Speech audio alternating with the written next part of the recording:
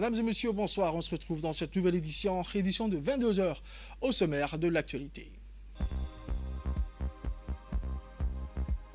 Le Premier ministre a félicité le président du Botswana pour la constitution de son nouveau gouvernement.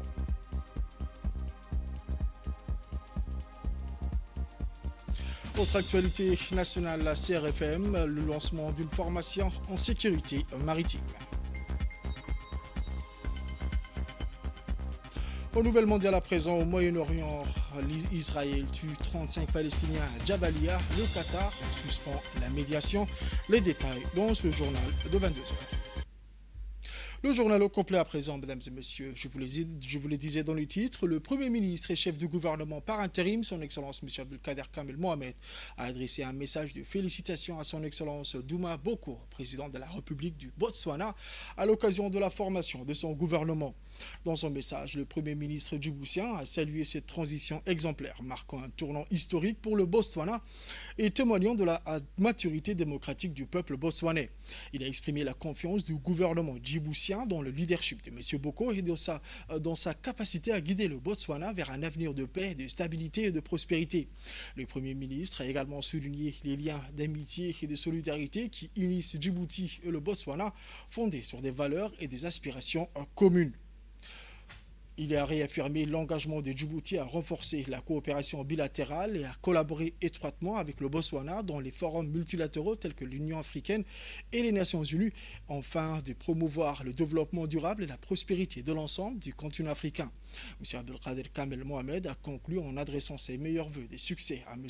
Duma Boko et à son gouvernement, tout en réitérant le soutien de la République de Djibouti à cette nouvelle ère pour le Botswana. Autre actualité de ce soir, dans une récente interview accordée à la chaîne turque TRT, le ministre des Affaires étrangères de Djibouti, son Excellence M. Mahmoud Ali Youssouf, a partagé ses réflexions sur le partenariat croissant entre l'Afrique et la Turquie au lendemain de la réunion des ministères des Affaires étrangères du partenariat Afrique-Turquie. Le chef de la diplomatie djiboutienne a souligné que les relations entre l'Afrique et la Turquie reposent sur des siècles d'échanges culturels et historiques.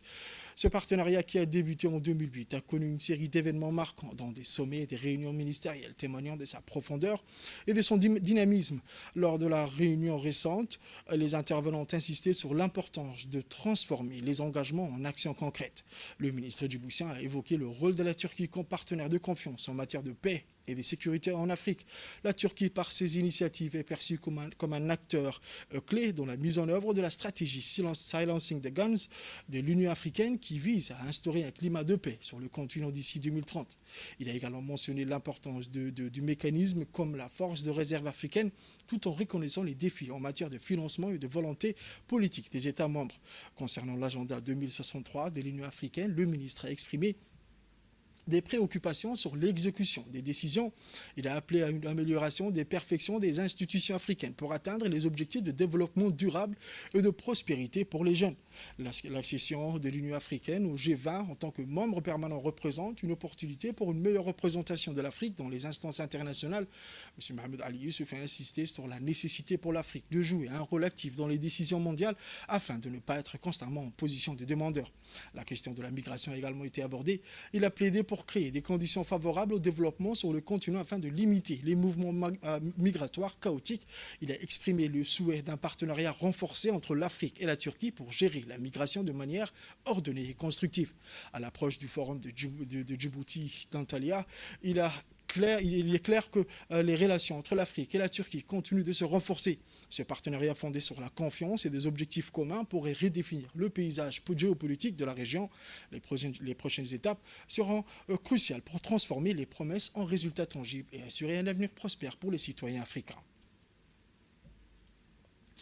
Le ministre de l'Éducation nationale et de la formation professionnelle, son Excellence M. Mostafa Mohamed Mahmoud, a présidé ce matin la cérémonie d'ouverture d'un atelier de mise à l'essai des modules de formation sur l'élaboration et l'utilisation de manuels scolaires de français et de mathématiques au cycle primaire et secondaire. Le reportage. De l'Éducation nationale de la formation professionnelle, Mostafa Mohamed Mahmoud, a présidé ce matin la cérémonie d'ouverture d'un atelier de mise à l'essai des modules de formation sur l'élaboration et l'utilisation de manuels scolaires de français et de mathématiques au cycle primaire et secondaire. L'atelier a vu la participation du directeur et spécialiste du programme de l'UNESCO, le directeur de l'AFD ainsi que des experts internationaux spécialistes en éducation du Bureau international d'éducation et les experts nationaux, les spécialistes en conception de manuels scolaires, des inspecteurs et conseillers pédagogiques, des formateurs, des enseignants. L'événement qui se déroule du 10 au 14 novembre au Sheraton Hotel est organisé par le MENFOP en collaboration avec l'UNESCO et le soutien du Bureau international de l'éducation. Cet atelier fait partie du projet Ressources éducatives phase 2, Produire pour lire, financé par l'AFD et destiné à améliorer la qualité et l'accès aux manuels scolaires.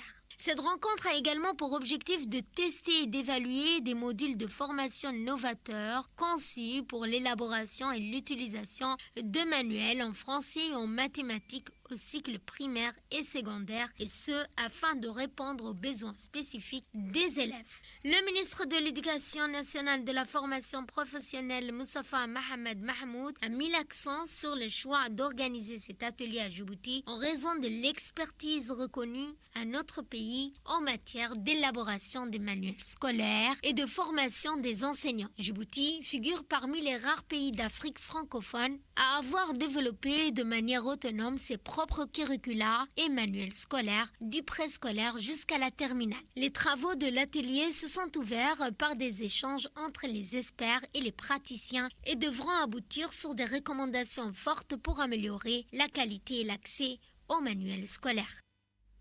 On écoute à présent un extrait de l'intervention du directeur de l'AFD, M. Eric. Ce projet d'appui aux ressources éducatives mené avec le concours de l'UNESCO et le soutien de l'Institut français reflète pleinement notre engagement collectif pour cette cause. Nous avons déjà franchi une étape importante avec la phase de diagnostic et cet atelier représente une opportunité précieuse d'évaluer et de valider ensemble les modules de formation portant sur l'élaboration et l'utilisation des manuels scolaires de français et de mathématiques destinés aux enseignements du primaire et du secondaire. Je pense qu'il est essentiel que ces modules ne soient pas des simples modèles figés, mais qu'ils deviennent des outils adaptables, en face avec les réalités locales.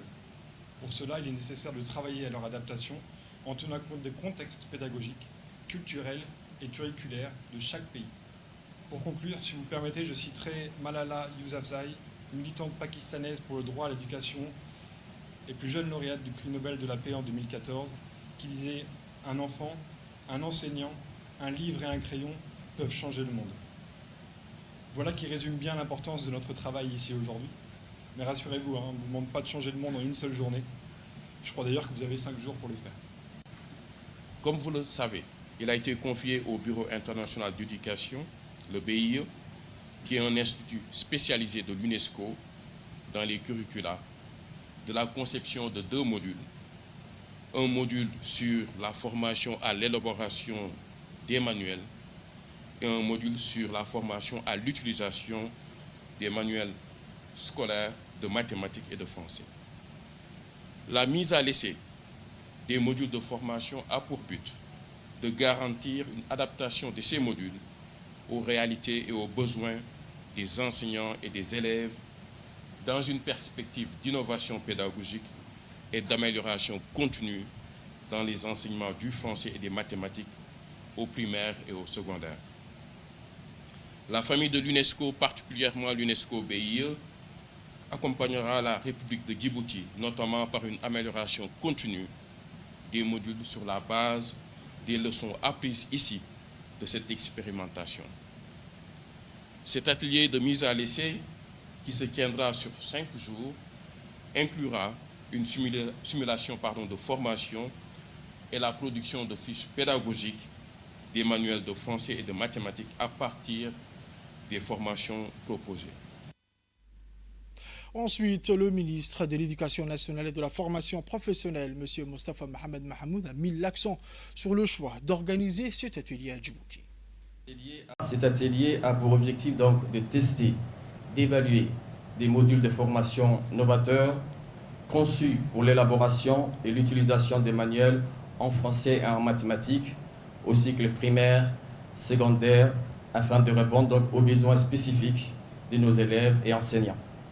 Si cet atelier se tient à Djibouti, C'est parce que notre pays, comme l'a très bien dit l'expert UNESCO BIE, se distingue par son expertise reconnue dans l'élaboration des manuels scolaires et la formation des enseignants.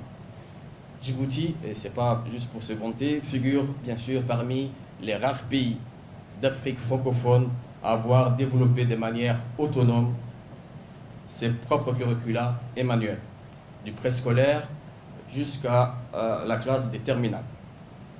Ensemble, nous avons donc la responsabilité d'élaborer des manuels adaptés aux besoins spécifiques de chaque niveau d'enseignement.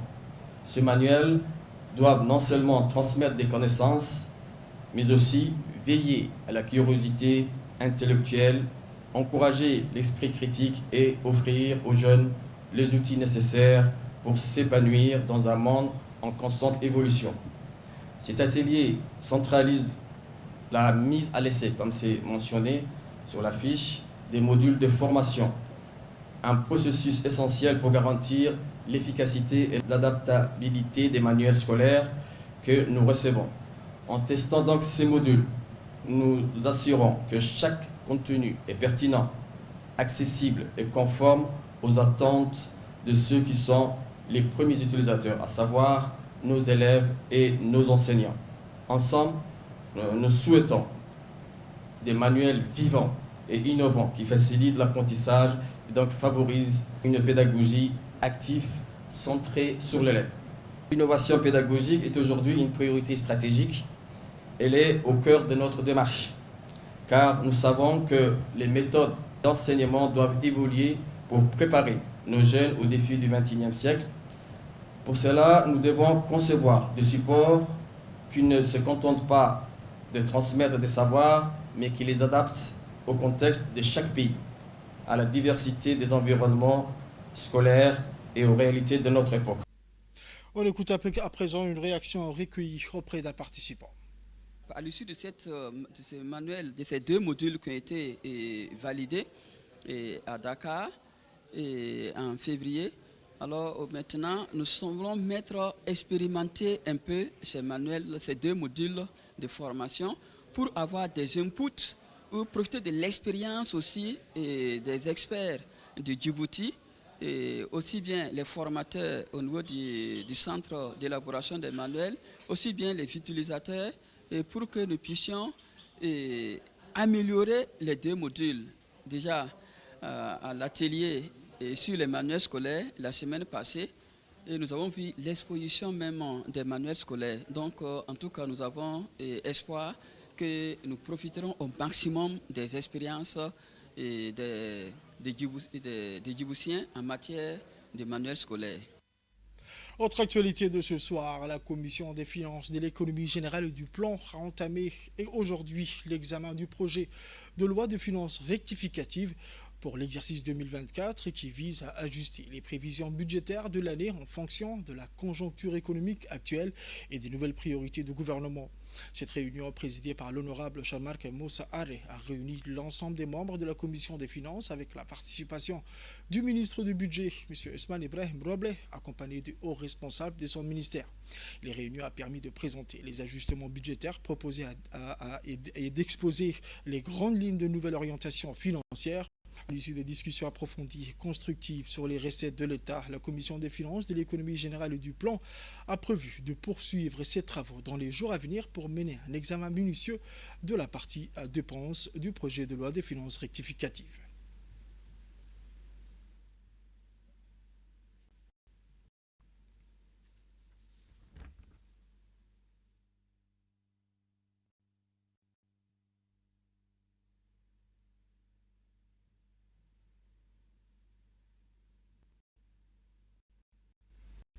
Direction Addis Abeba, où une délégation djiboutienne se trouve à Addis Abeba, la capitale de l'Éthiopie, dans le cadre du comité conjoint frontalier entre ces deux pays. Sous la conduite du secrétaire général du ministère de l'Intérieur, une importante délégation composée des représentants du ministère sectoriel s'est rendue à Bishoftu, à 40 km d'Addis Abeba, dans le cadre de la 28e réunion du comité conjoint des administrateurs et responsables frontaliers, une réunion qui a eu lieu du 7 au 8 novembre 2024. Lors des discours officiels, la chef de la délégation de la République fédérale et démocratique d'Éthiopie a souhaité la bienvenue d'abord à la délégation djiboutienne. Elle a souligné également que les deux peuples partagent les mêmes valeurs culturelles et qu'ils sont liés par un destin commun. À son tour, le secrétaire général du ministère de l'Intérieur a prononcé un discours au nom du ministre de l'Intérieur, son Excellence M. Saïd Nour Hassan, dans lequel il n'a pas manqué de remercier chaleureusement le peuple et le gouvernement pour l'accueil chaleureux qui leur a été réservé. Il a salué la bonne initiative des organisateurs pour le choix de Bishoftu, une ville dynamique aux multiples opportunités pour la tenue de 28e réunion du comité conjoint. Par ailleurs, il convient de souligner que le comité conjoint en est à sa 28e session. Le moment était venu donc de dresser un bilan de ses activités en termes d'efficacité dans la gestion des dossiers et d'efficience dans la résolution des difficultés. Santé à présent, du 3 au 7 novembre 2024, le secrétaire général du ministère de la Santé, M. Mohamed Ali Mohamed, a présidé la cérémonie de clôture d'un atelier sur les méthodes de surveillance de la sensibilité des vecteurs aux insecticides. Ont assisté à cette cérémonie la représentante de l'OMS, Dr Joumana Hermez, la directrice des programmes de santé prioritaires et du coordinateur du programme national de lutte contre le paludisme. La lutte antivectorielle pour les services de santé nationaux comprend l'utilisation rationnelle d'insecticides dans les situations de prévention, de contrôle et d'urgence. L'utilisation d'insecticides en santé publique implique la mise en place d'un programme de surveillance pour contrôler les niveaux de résistance et de population locale de vecteurs. Par conséquent, la surveillance de la résistance aux insecticides est un élément essentiel de la surveillance entomologique et avec les informations sur l'abondance des moustiques adultes et immatures ainsi que sur l'écologie et les habitudes des populations de vecteurs. Elle permet de prendre des décisions en vue d'une lutte antivectorielle efficace. Pour rappel, notre pays est confronté ces dernières années à la transmission d'importantes maladies à transmission vectorielle telles que les virus de la dengue, du chikungunya, du paludisme. Ainsi, pour garantir la meilleure efficacité des insecticides utilisés, une surveillance systématique de la sensibilité de leurs vecteurs doit être maintenue avec des méthodologies standardisées pour lesquelles l'Organisation mondiale de la santé a développé des méthodologies d'évaluation de la résistance. Et j'ai été mandatée par l'OMS pour venir pendant 4 jours dispenser une formation aux entomologistes de la santé de Djibouti sur l'évaluation de la résistance aux insecticides des moustiques vecteurs du paludisme. Bonjour, je suis Sébastien Marcombe, je suis entomologiste médical et je représente Expertise France pour la formation des services de santé de Djibouti. Donc, comme l'a indiqué Marie, nous avons expliqué comment effectuer les bioessais pour permettre de mesurer la résistance aux insecticides des moustiques qui sont vecteurs du paludisme à Djibouti. Dans un premier temps, nous avons effectué des tests de laboratoire et puis la semaine prochaine, nous allons effectuer des tests de terrain pour effectuer l'efficacité du nouvel insecticide qui sera utilisé à Djibouti. Dans son intervention, la représentante de l'OMS a remercié le secrétaire général du ministère de la Santé pour la mise en œuvre de cette importante formation des formateurs. Être à la surveillance et à la détection de la résistance, ça va certainement avoir un bénéfice pour la population djiboutienne, mais au-delà aussi parce que les vecteurs, ils migrent, ils vont dans tous les sens, donc c'est une grande responsabilité de savoir et de contrôler et d'avoir la surveillance nécessaire. Utiliser ces informations d'une manière stratégique et d'une manière informée par l'évidence, les interventions et pour planifier quels insecticides on va utiliser et comment on va les utiliser, à quelle dose et tout ça. Donc c'est très très très important et bravo. Je vous remercie encore une fois. Je remercie nos collègues, nos partenaires de l'Expertise France et bon courage. Dans son intervention, le secrétaire général du ministère de la Santé a réitéré ses remerciements à tous les partenaires engagés dans la lutte contre le paludisme et qui s'engagent à l'élargissement de la base de connaissances pour la réalisation d'études épidémiologiques. La lutte contre le paludisme constitue l'une des principales priorités du ministère de la Santé. Vous êtes sans ignorer que cette lutte repose sur 2 piliers majeurs, dont la prise en charge des cas et la lutte antivectorielle. Les interventions antivectorielles font appel à des produits insecticides pour la pulvérisation intradomiciliaire, l'imprégnation des moustiquaires ainsi que la destruction des larves. l'usage presque universel de ces produits chimiques contribue à l'apparition de résistance chez nombre de vecteurs du paludisme dans le monde. Cette situation est particulièrement préoccupante chez les espèces africaines, spécifiquement Anopheles stephensis. Dans le cadre de l'intensification des efforts pour suivre la résistance aux insecticides, le ministère de la Santé, avec l'appui technique et financier de l'Expertise France et de l'OMS, a initié cette formation de formateurs sur les méthodes de surveillance et la sensibilité des vecteurs aux insecticides. Cette formation, qui a duré du 3 au 4 novembre 2024, vise à doter le pays des ressources humaines compétentes pour planifier et mettre en œuvre des stratégies nationales de gestion de la résistance aux insecticides. Ces ressources humaines constituent un atout essentiel pour le plaidoyer en faveur des outils innovants de la lutte antivectorielle pour assurer la réalisation d'un suivi entomologique. Autre actualité de ce soir, ce matin, le Centre régional de formation maritime a organisé une cérémonie de lancement d'une formation dédiée à la sécurité maritime en faveur des agents de la garde-côte de la Marine nationale ainsi que les représentants des pays amis. Cet événement s'inscrit dans le cadre des efforts continus pour renforcer la coopération internationale et la sécurité en mer. La cérémonie a été présidée par Mme Mina Hussein Douali, directrice du Centre régional de formation maritime, en présence de personnalités de haut niveau, notamment le commandant de l'opération de l'Union européenne pour la sécurité maritime, M. Armando Valente, l'ambassadrice de l'Union européenne à Djibouti, Mme Denisa Elena, le chef d'état-major général des armées, le général de corps d'armée, le général Zakri Cheikh Ibrahim, était également présent à cette occasion, le commandant de la Marine nationale, le colonel Ahmed Dahir Jama, et le commandant de la garde-côte djiboutien, le colonel Waïs Omar Bogoré. Cette formation qui s'adresse au personnel des forces maritimes djiboutiennes ainsi qu'aux partenaires régionaux a pour objectif de renforcer les capacités en matière de sécurité maritime et de lutte contre les menaces qui pèsent sur les voies maritimes internationales. Le commandant Armando Valente a exprimé son soutien à cette initiative en soulignant l'importance de coopération multilatérale en matière de sécurité maritime.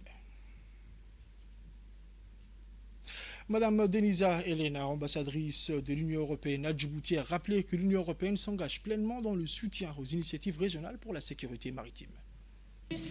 La présence de cet exercice, l'organisation de cet exercice montre que nos missions de paix et de sécurité, de politique européenne de sécurité et de défense ne sont pas uniquement des missions exécutives, opérationnelles, mais aussi des missions qui bâtissent le partenariat avec les pays de la région.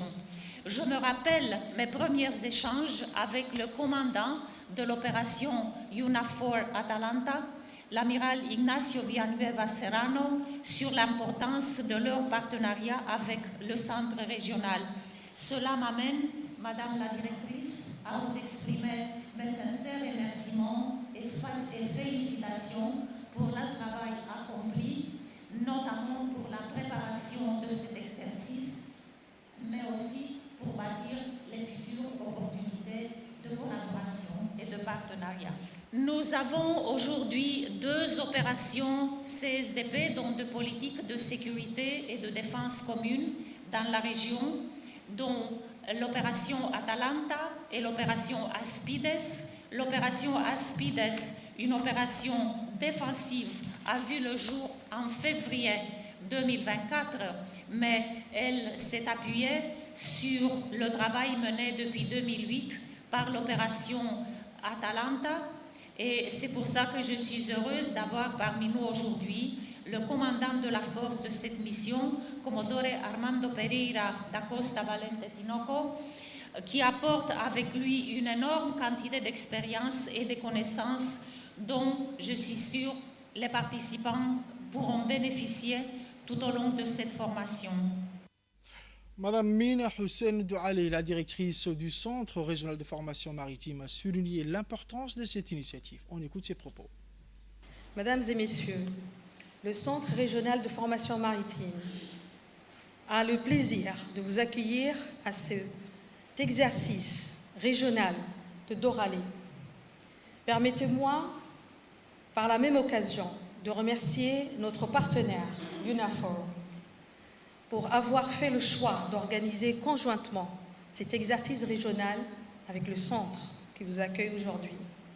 Nous sommes ici, réunis, dans le cadre d'un événement majeur pour le développement de notre coopération et la consolidation de notre sécurité maritime dans cette région de la mer Rouge et de l'océan Indien. La région de la mer Rouge, en particulier, avec ses ramifications stratégiques et son rôle central dans les échanges maritimes mondiaux, fait face à des défis complexes. C'est dans ce contexte qu'a été conçu cet exercice régional afin de renforcer les capacités des États signataires du Code de conduite de Djibouti. Cet exercice offre l'opportunité pour nos États de partager leur expérience, d'échanger autour des bonnes pratiques et de renforcer leur coordination et collaboration sur les défis et les questions essentielles à la sécurité maritime de la région. Autre actualité de ce soir, la Commission nationale de lutte contre la corruption de Djibouti a organisé aujourd'hui un atelier de plateforme régionale pour accélérer la mise en œuvre de la Convention des Nations Unies contre la corruption en Afrique de l'Est en partenariat avec les Nations Unies à l'hôtel Western Prime. Cet événement présidé par Mme Badria Zakaria, présidente de la Commission nationale, s'inscrit dans le cadre des efforts accrus pour renforcer la mise en œuvre de la Convention des Nations Unies contre la corruption en Afrique de l'Est. Djibouti a signé le CNUCC, Convention des Nations Unies contre la corruption en 2004 et ratifié en 2005 cette convention qui appelle les États membres à intensifier leurs actions pour prévenir et combattre la corruption sous toutes ses formes. Lors de cet atelier, des experts internationaux aux côtés de représentants de la Commission et de hauts fonctionnaires djiboutiens ont examiné les lois et les mesures actuelles et discuté des solutions pour accélérer leur mise en œuvre. Parmi les sujets abordés, on note des discussions approfondies sur la nécessité d'une cartographie de base pour identifier les principaux défis et de renforcer les capacités de lutte contre la corruption dans le pays. Autre actualité, je vous amène au nord à présent, où après les récentes pluies saisonnières, la plaine endéroïque d'Adwa Doda, située entre Balh et Dora, retrouve toute sa vitalité. Cette zone souvent aride et soumise aux caprices du climat est désormais recouverte d'herbes fraîches et parsemée de points d'eau, offrant un paysage exceptionnel et une source précieuse pour les familles nomades qui transfèrent en cette période vers la sous-préfecture de Dora de la région de Tadjoura. Grâce aux précipitations récentes, la plaine attire les troupeaux et les familles venues du littoral cherchant pâturage et points d'eau. Les familles nomades habituées au défi de la sécheresse voient en cette abondance un véritable soulagement. Les pâturages fraîchement régénérés offrent une alimentation naturelle aux bêtes, garantissant ainsi leur bien-être et renforçant la résilience des éleveurs face aux variations climatiques. Cette situation souligne l'importance des ressources naturelles et de leur gestion durable. La plaine d'Adwa Doda représente aujourd'hui un espoir pour les éleveurs et les troupeaux. Ce retour à la vie témoigne de la résilience de la nature face aux aléas climatiques et rappelle l'importance de préserver et de valoriser les terres pastorales qui soutiennent la subsistance de nombreuses familles.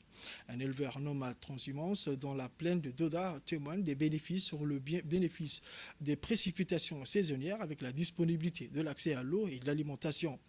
Malgré ce chef de famille, il conseille aux jeunes de ne pas abandonner l'exploitation de bétail malgré les défis. Au Nouvel Mondial à présent, à Gaza, je vous l'ai dit dans les titres, Israël tue 35 Palestiniens à Jabalia, le Qatar suspend la médiation. Le reportage avec Fardouz. Israël tue 35 Palestiniens à Jabalia. De nombreuses autres personnes ont été blessées lors de l'attaque israélienne qui a visé une maison dans la ville de Jabalia. Selon un témoin oculaire cité par l'agence Wafa, la maison était pleine de femmes et d'enfants qui avaient été déplacés de différentes parties de Gaza. Israël poursuit son offensive dévastatrice sur la bande de Gaza. Depuis le 7 octobre 2023, l'assaut a fait plus de 43 500 victimes et rendu l'enclave presque inhabitable. Israël fait face à une affaire de génocide devant la CIJ, la Cour internationale de justice, pour ses actions dans l'enclave sous blocus. Le chef de l'UNRWA Philippe Lazarni, a déclaré que la famine est susceptible de sévir dans le nord de Gaza. La famine imminente dans le nord de Gaza est causée par l'homme, a-t-il lancé, accusant de nouveau Israël d'utiliser la faim comme une arme de guerre contre l'enclave palestinienne. Il a également ajouté que cette situation prive les habitants de Gaza des éléments de base, notamment la nourriture. Le ministère qatari des Affaires étrangères a nié des informations publiées par des agences de presse sur le retrait de Doha des négociations entre Israël et le Hamas. Le ministère a indiqué que les informations qui circulent sur le retrait du Qatar du dossier de médiation à Gaza ne sont pas exactes, soulignant toutefois qu'il avait notifié aux parties qu'il reprendrait ses efforts de médiation lorsque le sérieux nécessaire pour mettre fin à la guerre serait atteint. Toujours au Moyen-Orient, au Liban, plusieurs frappes israéliennes sur la banlieue sud de Beyrouth, toujours avec Fardouz. Une série de frappes israéliennes a touché le Liban dans la journée de samedi, causant plusieurs dizaines de morts selon les autorités locales. Dans un nouveau bilan général de la guerre israélienne contre le Liban, le ministère de la Santé dénombre désormais 3 136 tués, 13 979 blessés. Le ministère a aussi indiqué qu'au moins 11 personnes de plus ont été tuées dans des raids israéliens sur le sud du pays dans des frappes effectuées dans la journée. Il a aussi mis à jour son bilan des frappes israéliennes qui ont ciblé Beka et plus précisément la région de Belbek. Au Liban, la guerre a commencé le 8 octobre 2023 mais a pris une tournure dramatique le 23 septembre 2024 avec une escalade israélienne sans précédent. Les régions les plus touchées se trouvent au sud du Liban, dans la Beka et dans la banlieue sud de Beyrouth, mais il est arrivé que des véhicules ou des appartements soient ciblés dans d'autres régions. C'est tout pour ce journal de ce soir, mesdames et messieurs. Merci à vous de l'avoir suivi et restez avec nous pour la suite du programme sur Télé Djibouti.